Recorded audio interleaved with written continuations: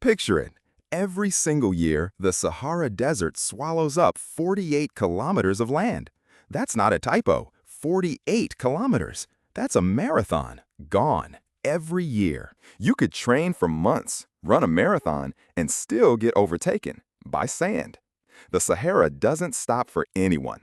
It just keeps pushing south, year after year. But this isn't just about sand dunes moving.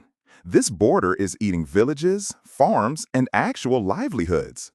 Imagine waking up to find your town a little closer to the desert every single year. The Sahara's not alone. Globally, deserts are gaining 12 million hectares every year. Yep, that's like watching a whole country disappear. That's an area the size of Greece every single year, just gone to sand. Imagine erasing Greece from the map annually, over and over. And the Sahara itself? It now stretches a staggering 9.2 million square kilometers. Lay it over the US and it swallows everything east of the Mississippi. But here's the gut punch. In just 100 years, the Sahara's grown by 10%. Not shrinking, not holding steady, still growing. That's like your backyard getting 10% bigger every year, only it's hot, dry, and nothing grows. Instead, it's your world getting swallowed up by dust. Now zoom out.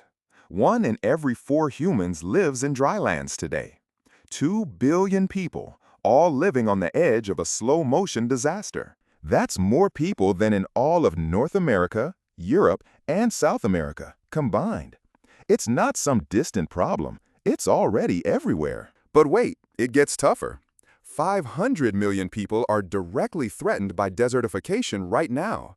That's not future risk, that's immediate. That's every single person in the United States, Canada, and Mexico.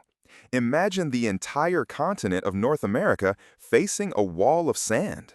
Globally, deserts expand by 131,957 square kilometers each year. That's more land lost than the area of Greece, every single year. And scientists warn, by the time you're older, half of Earth's land could be dry lands. Half the world, flipping a coin for every farm, every forest. So, how do you stop a border that never sleeps? Africa's answer, the Great Green Wall, an 8,000-kilometer living barrier from Senegal to Djibouti. That's twice as long as the Great Wall of China, only this one's alive and built to push the desert back. The price tag? $33 billion. Enough to give every single person in Africa a brand new smartphone. Started in 2007, the Great Green Wall is barely 20% complete today. Imagine building a wall around your house and stopping after just one side. Even so, the plan is bold. Restore 100 million hectares of land, that's almost Egypt, turning dust back to green. And if it works, 250 million tons of carbon dioxide locked away. That's like erasing emissions from 50 million cars every single year. It's not just about trees. The wall aims to create 10 million green jobs, enough to employ every single New Yorker twice. But progress is painfully slow.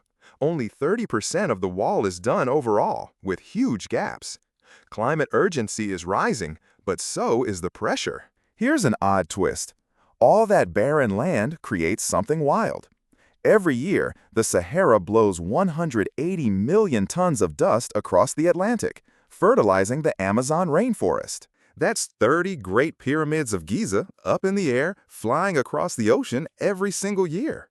Sometimes, disaster has weird side effects. Still, climate change is speeding up the line. In July 2025, $222 million went into helping the Sahel adapt. But that's a drop in the desert. Because here's the thing nobody likes to admit. The Sahara isn't a place. Not really. It's a moving border. And right now, humanity is standing on the wrong side of it. So, if you were on the front lines, would you run, fight, or build your own wall of green? Let me know. What would you do if the desert came for your backyard? Drop your take below.